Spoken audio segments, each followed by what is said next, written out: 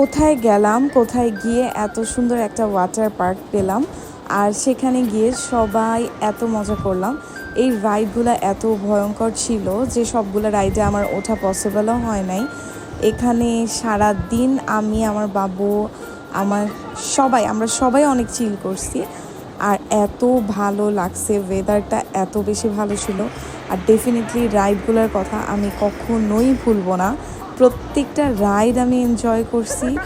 অনেক ভয় ছিল, আর আমার হাইট ফোবিয়া আছে, তো ওই জন্য আরও বেশি ভয় লাগতেছিল। সব মিলায়ে একটা অসাধারণ এক্সপিরিয়েন্স ছিল আমার লাইফে। তো আমার কাছে টাকা হিসেবে ভর্তি না হলেও আমার এই মেমোরিজ, আমার সব কিছু মানে মিলায় হচ্ছে এটা একটা বেস্ট একটা ট্যুর ছিল। তো সব কিছুতেই, সব মোমেন্টেই অনেক মজা করছি।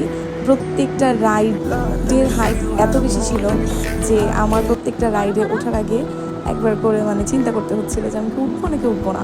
আর ম্যাক্সিমাম রাইডে আমি উঠতেও পারি নাই। আর প্লেসটা এত পিকচার পারফেক্ট ছিল, পুরা থাইল্যান্ডের বেসডে করা, খুবই খুবই খুবই সুন্দর ছিল। আর এই রাইডটা ছিল সবচেয়ে ভয়ের রাইড।